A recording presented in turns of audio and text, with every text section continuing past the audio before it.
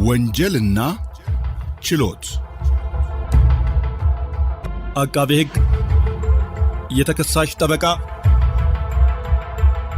ወንጀልና ችሎት የወንጀል ምንነትና የወንጀል ህጎችን በዝርዝር የሚመለከት የሬዲዮ ፕሮግራም ነው። ዘወትር ቅዳሜ ከ10 ሰዓት ከ40 ጀምሮ በፋና ሚዲያ ኮርፖሬሽን FM 105.3 ላይ ይደመጣል። ወንጀልና ችሎት በአውሮፓ ህብረት የገንዘብ ድጋፍ የፌዴራል ጠቅላይ ፍርድ ቤት የወንጀል ፍትህ ስርዓት ማሻሻያ ፕሮግራም ከፋና ሚዲያ ኮርፖሬሽን ጋር በመተባበር የሚያቀርቡት ሳምንታዊ ፕሮግራም ነው። ወንጀልና ችሎት። ችሎቱ ተሰይሟል። የማታለል ወንጀሎች በኢፌድሪ የወንጀል ህግ። ወንጀል በሰው ልጆች አካል ክብር ወይንም ንብረት ላይ ሊፈጸም የሚችል እኩይ ተግባር ሲሆን የተለያዩ ማህበራዊ፣ ኢኮኖሚያዊ እንዲሁም ስነ ልቦናዊ ጉዳትን ያስከትላል። ወንጀል እንዳይፈጸም መከላከል አንደኛውና ዋናው የፍትህ አካላትና የህብረተሰብ ኃላፊነት ነው። ከዚህ ባለፈ የወንጀል ድርጊት ተፈጽሞ ሲገኝ ደግሞ ተገቢውን ህጋዊ የእርምትና የቅጣት እርምጃ መውሰድ ተገቢ ነው። በመሆኑም የወንጀል ህግ ወንጀል ናቸው ብሎ እንዳይፈጸሙ የከለከላቸውን ወይም ደግሞ ያለመፈጸም ወይም ያለማድረግ የወንጀል ኃላፊነት እንደሚያስከትል የተቀመጡትን ድንጋጌዎች ማክበር ግድ ይላል። በኢፌድሪ የወንጀል ህግ ለንብረት ጥበቃ ከሚያደርጉና በንብረት ላይ ሊፈጸሙ የሚችሉ ወንጀሎች ከሚዘረዝሩ ድንጋጌዎች መካከል የአታላይነት ወይም የማታለል ወንጀል አንዱ ነው። የተለያዩ የማታለል ድርጊቶችን በመፈጸም የሰዎች ንብረት የአታላዮች ሲሳይ ሲሆን መስማት በዕለት ተዕለት እንቅስቃሴያችን ውስጥ የሚያጋጥመን ጉዳይ ነው። የማታለል ወንጀል ምንነት፣ በኢፌድሪ የወንጀል ህግ የተካተቱ የአታላይነት ወንጀሎች፣ ስለ ከባድ አታላይነት እንዲሁም ወንጀሎቹ የሚያስከትሉት የወንጀል ተጠያቂነት ይዳሰሳሉ። ማታለል ሆን ብሎ ሰውን በማጭበርበር ዋጋ ያለውን ነገር በአብዛኛው የገንዘብ ጥቅምን ለማግኘት የሚፈጸም ተግባር ነው። በአጠቃላይ ማታለል የሚፈጸመው ለማሳሳት ወይንም ለማታለል የታሰበ የሐሰት መግለጫዎችን ወይንም ታማኝነት የጎደለው ድርጊት በመጠቀም ሲሆን በንብረት ላይ ጉዳት የማስከተል ውጤት ይኖረዋል። የማታለል ድርጊት የወንጀልና ፍትሐ ብሔር ኃላፊነትን የሚያስከትል ሲሆን የፍትሐ ብሔር ኃላፊነት ንብረቱን የማስመለስ ወይም ካሳ ማስከፈልን ተግባራዊ ያደርጋል። በሌላ በኩል የወንጀል ተጠያቂነት የእስራትና የገንዘብ መቀጮ ቅጣቶችን የሚያስከትል ሲሆን በመቀጠል በወንጀል ህጉ የአታላይነት ምንነትን ለመረዳት የሚጠቅመንን የህግ ድንጋጌ እንመለከታለን። በ1996 ዓ.ም በወጣው የኢፌድሪ የወንጀል ህግ አንቀጽ 692 ስር እንደተደነገገው ማንም ሰው የማይገባ ብልጽግና ለራሱ ለማግኘት ወይም ለሌላ ሰው ለማስገኘት በማሰብ አሳሳች የሆኑ ነገሮችን በመናገር የራሱን ማንነት ወይም ሁኔታ በመሰወር ወይም መግለጽ የሚገባውን ነገር በመደበቅ ወይም የሌላውን ሰው የተሳሳተ እምነት ወይም ግምት በመጠቀም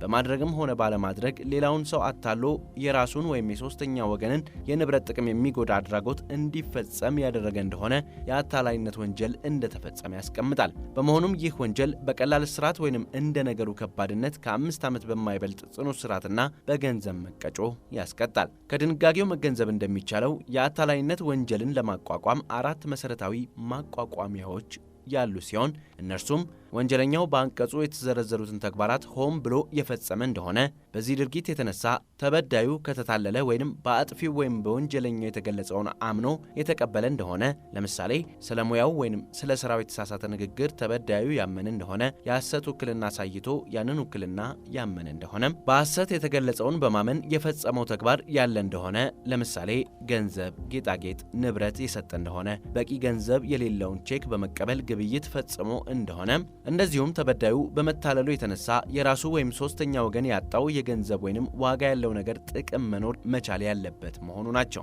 ከባድ አታላይነት። አንድ የማታለል ወንጀል በከባድ አታላይነት የሚያስቀጣው አድራጊው የማህበር፣ የባንክ፣ የንግድ፣ የአክሲዮን ገበያ ወይም የኢንዱስትሪ መስሪያ ቤት አክሲዮን፣ የዕዳ ሰነድ፣ የቦንድ ወይም ማናቸውንም የዋስትና ሰነድ በማውጣት ከህዝብ ገንዘብ ለመሰብሰብ ጥሪ ያደረገ ወይም ደግሞ ለራሱ ወይም ለድርጅቱ ወይም አድራጊው የአክሲዮን ባለድርሻ ለሆነበት ድርጅት የሰጠ እንደሆነ፣ ወንጀሉን የፈጸመው በህዝብ አስተዳደር በህዝብ አገልግሎት ላይ እንደሆነ ከ10 ዓመት በማይበልጥ ጽኑ እስራትና ከ50 ሺህ ብር በማይበልጥ መቀጮ እንደሚቀጣ በወንጀል ህጉ አንቀጽ 696 ስር ተደንግጎ ይገኛል። በሌላ በኩል የማታለል ወንጀል የፈጸመው የመንግስት ወይም የህዝባዊ ድርጅት ሰራተኛ ከሆነ ከ3 ዓመት እስከ 10 ዓመት በሚደርስ ጽኑ እስራትና ከ3000 ብር እስከ 30000 ብር ድረስ በሚደርስ የገንዘብ መቀጮ እንደሚያስቀጣ የሙስና ወንጀሎች አዋጅ ቁጥር 881/2007 አንቀጽ 32 ንዑስ አንቀጽ 1 ይደነግጋል። እንዲሁም በማታለል ወንጀሉ የተገኘው ጥቅም ከፍተኛ ወይም በመንግስት ወይም በህዝባዊ ድርጅት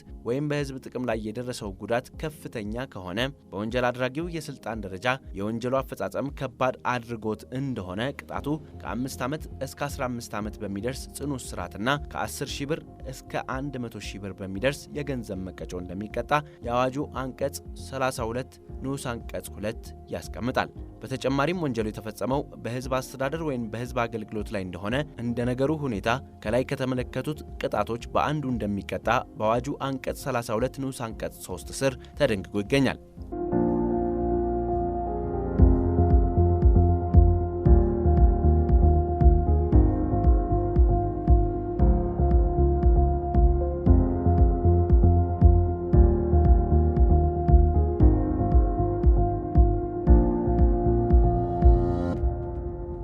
ወንጀል ባለበትና ወንጀል ሊፈጸም ይችላል ተብሎ በታሰበበት ቦታዎችና ሁኔታዎች ላይ የወንጀል መከላከል ስራ በጥብቅ ይሰራል። የወንጀል መከላከል ማለት የወንጀል ድርጊት መፈጸምና የወንጀል ስጋት በግለሰብ ወይም በማህበረሰብ ሊያደርስ የሚችለውን አደጋ መከላከል አሊያም መቀነስ ካልሆነም ማስቀረት ማለት እንደሆነ ትርጓሜ ተሰጥቶታል።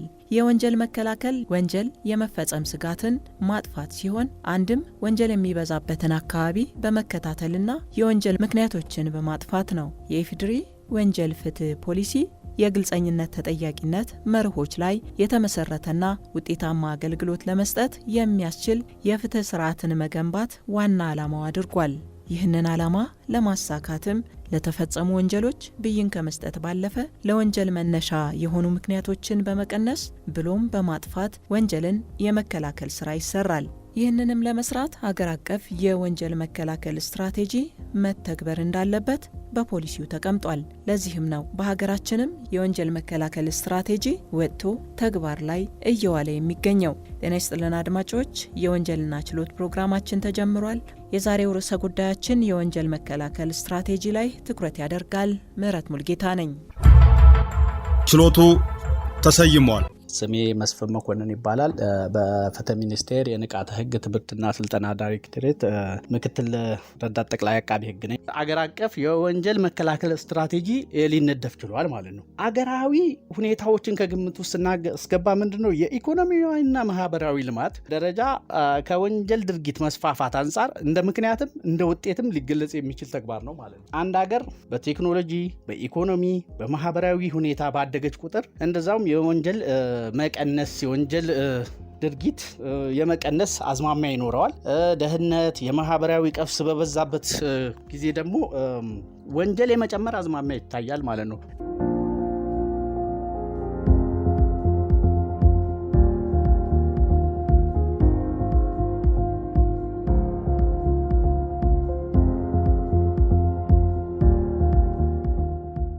የወንጀል መከላከል ስልት በዓለማችንና በሀገራችን ከጊዜ ወደ ጊዜ በስፋት እየተሰራበት ያለ የስልት አይነት ነው። ይህም ወንጀል ለመከላከል ብሎም ለማስቀረት ወሳኝ አተገባበር ሆኖ ተገኝቷል። ፓብሊክ ሄልዝ ዲዛይን የሚባል የወንጀል መከላከል ስልት አለ። እንደ ዓለም አቀፍ ደረጃ ተቀባይነት ካላቸው ስልቶች መካከል ማለት ነው። ፕራይመሪ የወንጀል አፕሮች የሚባሉ አለ። ኦፖርቹኒቲ ኤንድ ኮንዲሽን ላይ ፎከስ ያደርጋል። ሌላው ሰከንደሪ ፖቴንሻል ኦፌንደር ላይ ወንጀል ፈጻሚዎች ላይ መሰረት አድርጎ የሚሰራ ወይም ደግሞ ቴሪሸሪ ወይም ደግሞ ዋና ወንጀል ፈጻሚዎች መሰረት ያደረገ አሰራሮችና ስልቶች አሉ። ይሄ የፓብሊክ ሄልዝ ሞዴል የምንለው ምንድነው? የመጀመሪያው የወንጀል መከላከል ስልት ወንጀል ከመፈጸሙ በፊት ልክ አሁን ለምሳሌ አንድ የጤና ተቋም የህብረተሰብን ጤና ለመጠበቅ ምንድነው የሚያደርገው?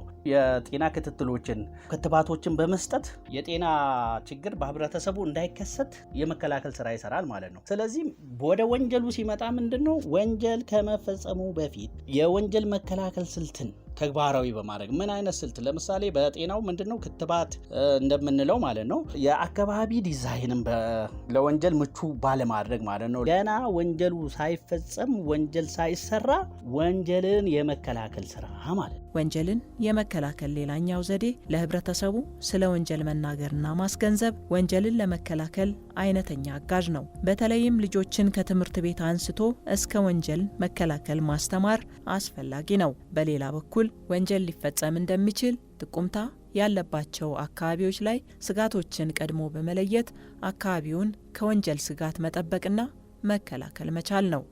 ወንጀሉ የለም አልተፈጸመም ገና ሳይፈጸም ነው። የሁለተኛ መከላከል ዘዴ የወንጀል ሽታዎች አሉ። የሆነ ቦታ ላይ የወንጀል ምልክቶች እየታዩ ነው ማለት ነው። ስለዚህ እነዛ ምልክቶች ምንድነው ምክንያቱ ብሎ እነዛ ምልክቶች ላይ መስራት እነዛ የሆነ ቦታን ስፔሲፊክ የሆነ ቦታ ላይ ወይም ደግሞ ስፔሲፊክ የሆነ የህብረተሰቡ አካል ላይ ፎከስ በማድረግ እነዛን ፖቴንሻል ኦፌንደር ወይም ደግሞ ወደ ወንጀል ሊሄዱ የሚችሉ ወንጀል ሊሰሩ የሚችሉ አጋጣሚዎችንና ሁኔታዎችን በማጥፋት ወንጀልን መከላከል ማለት ነው። ለወንጀል ምቹ ሁኔታን ባለመፍጠር ወንጀልን መከላከል ይቻላል። ወንጀል ሊፈጸም የሚችልበትን ቦታ በመገመት ወይም ምልከታዎችን በማድረግ መከላከል የሚያስችሉ ፍንጮችን ማግኘት እንደሚቻልና ወንጀል ከተከሰተ ደግሞ ወንጀል ፈጻሚዎችን በመያዝ ደግመው ወንጀል እንዳይፈጽሙ የማድረግ ሌላኛውን የወንጀል መከላከል ስልትን መጠቀም ይቻላል። ሌላኛው በሶስተኛ ደረጃ ላይ ኦልሬዲ ወንጀሉ ተከስቷል ማለት ነው። ስለዚህ እነዛን ወንጀል ፈጻሚዎችን ለይቶ በማውጣት አንደኛ ወንጀል እንዳይፈጽሙ በማድረግ ሁለተኛ ወንጀል ከፈጸሙ ደግሞ ሌላ ወንጀል እንዳይፈጽሙ እነሱን በመቆጣጠርና በመያዝ ሌላው እነዛ ወንጀል ፈጻሚዎችን ትሪት በማድረግ በመልሶ ማቋቋምና ትምህርትና የተለያዩ ስልጠና በመስጠት ወደ ህብረተሰቡ ተቀላቅለው አልሚ እንዲሆኑ ህብረተሰቡን እንዲረዱ የማድረግ የወንጀል የመከላከል ስልት እንደ ዓለም ደረጃ የምንጠቀምበት ነው ማለት ነው።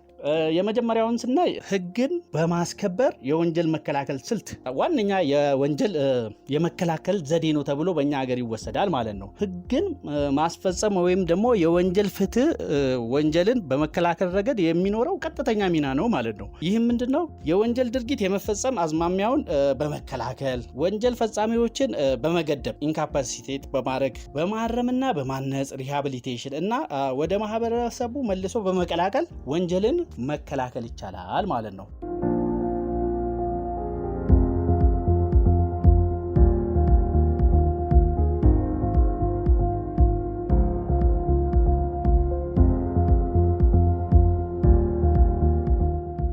የወንጀል ህጉ ዋና ዓላማ የሀገሪቱ መንግስት የህዝቦቿን ሰላም፣ ደህንነትና ስርዓትን፣ መብትንና ጥቅምን ማስጠበቅና ማረጋገጥ ነው። ለዚህም ግቡ ወንጀል እንዳይፈጸም አስቀድሞ መከላከል ነው።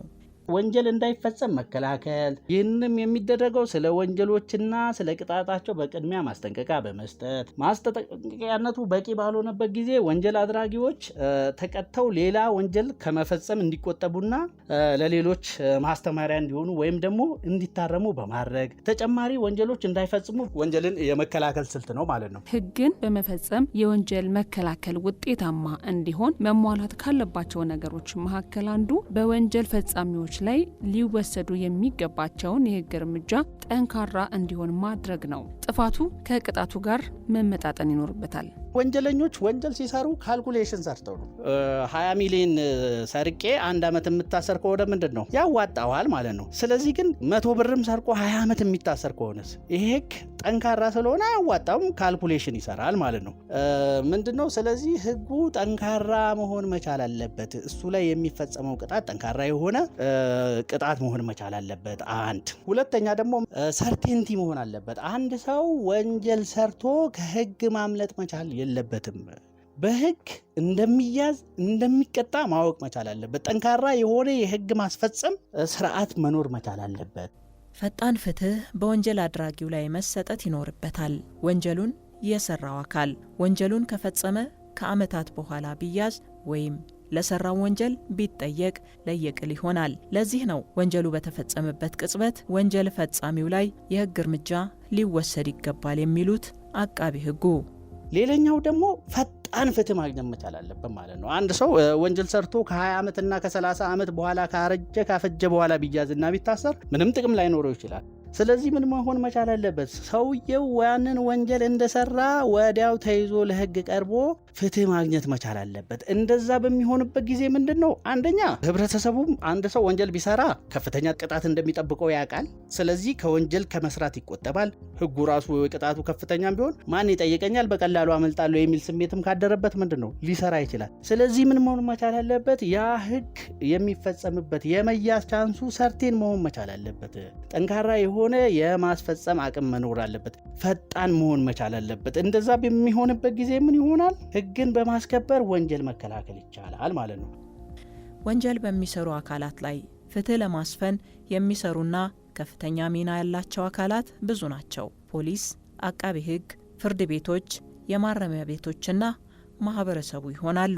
ወንጀል በሚመረምሩበት ጊዜ፣ ክስ በሚመሰረቱበት ጊዜ፣ ፍርድ በሚሰጥበት ጊዜ፣ በሚታረምበት ጊዜ ሁሌም ይሄንን የወንጀል መከላከልን ዓላማ ባረገ ሁኔታ መስራት መቻል አለባቸው። እንደዛ ሲሆን ህግን በማስከበር ወንጀል መከላከል ውጤታማ ይሆናል ማለት ነው። ይህንን መሰረት በማድረግ ምንድነው የወላጆችን የልጆች ማሳደግ ክህሎት በማበልጸግ የህፃናትን አካላዊና አእምሯዊ ጤና በመጠበቅ የተማሪዎችን ውጤት በማሳደግ በህፃናት ላይ እንግልትና ጥቃት እንዳይፈጸም በመከላከል በአጠቃላይ ህፃናት ወደፊት የተሻለ ኑሮ ለመኖር እንዲችሉ ሁኔታዎችን ማመቻቸትና ማብቃት የወንጀልን መከላከል አንዱ ስልት ነው ማለት ነው። ይሄ የወንጀል መከላከል ስልት ነው ምንድነው? አሁን ለምሳሌ አንድ ችግኝ መጀመሪያ ከችግኝነት ጀምሮ ስንንከባከባት ቀጥ ብላ ታድጋለች ማለት ነው። ነገር ግን ያ ችግኝ ካደገ በኋላ ቢጣመም ገና በችግኝነቱ እንክብካቤ ካላረግንለት ካደገ በኋላ መመለስ አንችልም። ስለዚህ በህፃናት ላይ ገና ከልጅነት ከእድገት መስራት ወደ ወንጀል ከሚመሩ ባህሪ ጠብቀን ውጤታማ ፍሬያማ እንዲሆኑ ማድረግ ለምሳሌ በሃይማኖት ቦታ ሊሆን ይችላል፣ በትምህርት ቤት ሊሆን ይችላል። ካልተገቡ የወንጀል ተጋላጭ ከሚያደርጋቸው ሁኔታ ህፃናትን በመጠበቅ በመልካም ስነ ምግባር በማሳደግ ወንጀልን መከላከል ማለት ነው። በመልካም ስነ ምግባር ያደገ ህፃን ሲያድግም ምን ይሆናል? ለማህበረሰቡ መልካም ሆኖ አገልግሎት የሚሰጥ ህፃን ይሆናል ማለት ነው።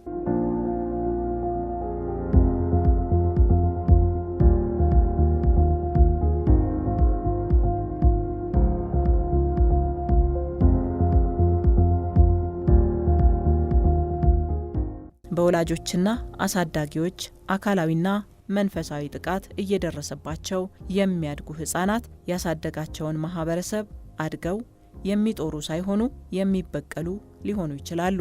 የአንድን ማህበረሰብ ሁኔታዎች መቀየር በዛ ማህበረሰብ ውስጥ የሚኖሩ ሰዎችን ባህሪ ይቀይራል ማለት ነው። ለምሳሌ ደህንነት የሚበዛበት ላይ የተለያዩ ችግሮች፣ ሰዎች በጣም ተጨናንቀው የሚኖሩ ቦታዎች ላይ የወንጀል መፈጸም እንትኑ ከፍተኛ ነው ማለት ነው። ይህንን ደግሞ የወንጀል ሁኔታ መከላከል የምንችልባቸው ዘዴዎችና ስልቶች አሉ። አንደኛ ምንድነው? በመኖሪያ ሰፈሮችና መንደሮች የወንጀል ክስተት ጋር ተያያዥነት ያላቸውን ማህበራዊ ሁኔታዎች፣ ቁሳዊና አደረጃጀቶችን የተመለከቱ በመቀየር ወንጀልን መከላከል እንችላለን። ሌላኛው ምንድነው? የማህበረሰቡን አካላት በማደራጀት ወንጀል እንዲከላከሉ በማድረግ በራሳቸው የወንጀል መከላከል ተግባራትን እንዲያከናውኑ በማገዝ ወይም ደግሞ በአካባቢያዊ ንድፍ ወንጀልን መከላከል ይቻላል ማለት ነው። የማህበረሰቡ የእድገት፣ የኑሮ፣ የኢኮኖሚ ደረጃና ባህል መዋቅር ከወንጀል መፈጸምና ያለመፈጸም ጋር ቀጥተኛ የሆነ ተያያዥነት አለው ማለት ነው። መልካም ያልሆነ የአካባቢ ንድፍ ወንጀለኞችን ለማስፋት ምክንያት ይሆናል። አካባቢዎችን ምቹ ማድረግ የወንጀል መከላከል አንዱ መንገድ ሲሆን ለአብነትም በሀገራችን እየተሰራ ያለው ኮሪደር ልማት ሊጠቀስም ችሏል። ሀገራችን የተያዘችው የኮሪደር ልማትን ብናይ ምንድን ነው? በፊት ጨለማ የሆነ ቆሻሻ የሆነ ሰው ማያልፍበትን ቦታ አሁን ምን ተደርጓል? ጸድቷል፣ መብራት ገብቷል። ስለዚህ በፊት ወንጀል የሚሰራበት የተለያዩ ተግባራት የሚፈጸምበት ያንን አካባቢ ዲዛይን በመቀየር ያንን አካባቢ በማልማት አሁን ሰው የሚዝናናበት ቦታ ሆኗል ማለት ነው። ስለዚህ ምንድነው መብራቶችን፣ የአካባቢ መንገዶችን፣ የተለያዩ መሰረተ ልማቶችን በማግባት አካባቢውን በማልማት ወንጀልን መከላከል የሚቻልበት ስልት ነው ማለት ነው። ሌላኛው ምንድነው? እዛ ማህበረሰብ ውስጥ ያ ማህበረሰብ ወንጀል የሚጠየፍ ወንጀል የሚከላከል ማህበረሰብን በመፍጠር ወጣቶችን በማደራጀት በኮሚኒቲ ፖሊሲንግ እና በተለያዩ ሁኔታዎችን በመጠቀም ወንጀልን መከላከል፣ ወንጀል እንዲከላከሉ የተለያዩ ድጋፍና እገዛ በማድረግ ወንጀልን መከላከል የሚቻልበት ስልት ነው ማለት ነው።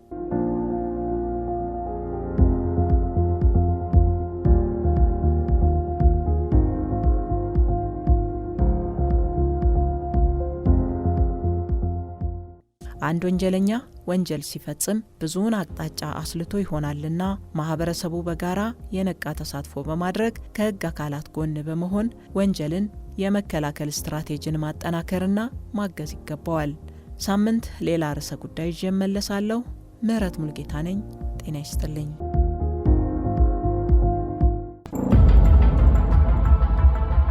ወንጀልና ችሎት አቃቤ ሕግ የተከሳሽ ጠበቃ ወንጀልና ችሎት የወንጀል ምንነትና የወንጀል ህጎችን በዝርዝር የሚመለከት የሬዲዮ ፕሮግራም ነው። ዘወትር ቅዳሜ ከ10:40 ጀምሮ በፋና ሚዲያ ኮርፖሬሽን FM 105.3 ላይ ይደመጣል። ወንጀልና ችሎት በአውሮፓ ህብረት የገንዘብ ድጋፍ የፌዴራል ጠቅላይ ፍርድ ቤት የወንጀል ፍትህ ስርዓት ማሻሻያ ፕሮግራም ከፋና ሚዲያ ኮርፖሬሽን ጋር በመተባበር የሚያቀርቡት ሳምንታዊ ፕሮግራም ነው። ወንጀልና ችሎት።